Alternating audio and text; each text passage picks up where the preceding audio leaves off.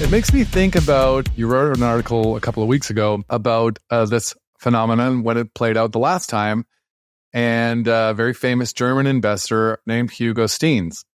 And Hugo Steins was somebody who saw what was happening with money printing and government debt sort of at the turn of the last century in the early 1900s, and started borrowing paper debt to buy real assets. He was buying gold, he was buying businesses, tangible things, buying lots of real estate.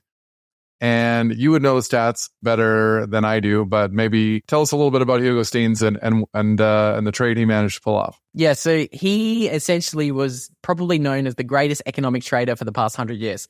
I think a lot of people wrongly associate with this title with someone like Warren Buffett, or a lot of people talk about the trade of, is it George Soros, when he broke the British pound and he made $1 billion on that trade. A lot of people talk about those trades, but I think that Hugo Steins, his trade in the 1920s was far, far better.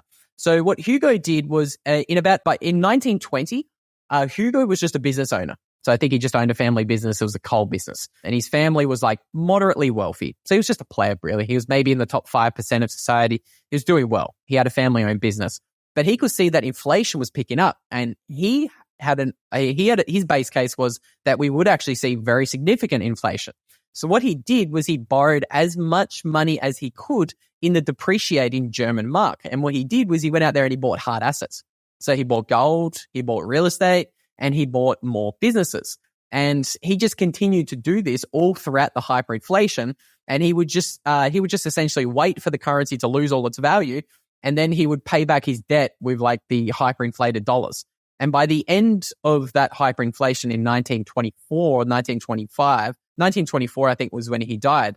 But he died as essentially Germany's richest man.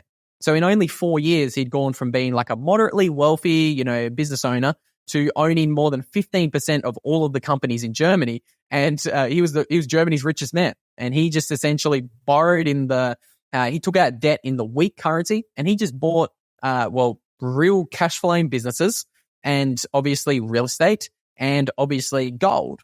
So I think Michael Saylor is the modern incarnation of Hugo Steins. And it's almost poetic as well. It's really strange because this happened between 1920 and 1924.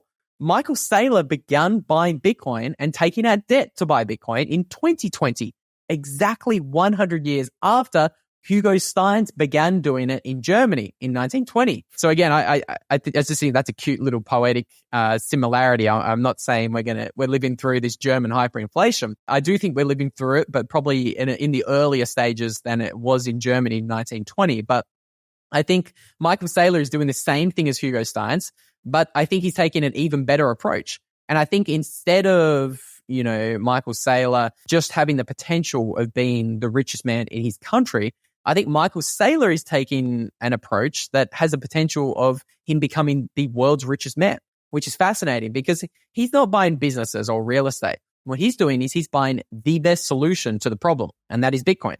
If we are living through this kind of hyperinflationary event, whether you think that's going to take 50 years or 5 years, right?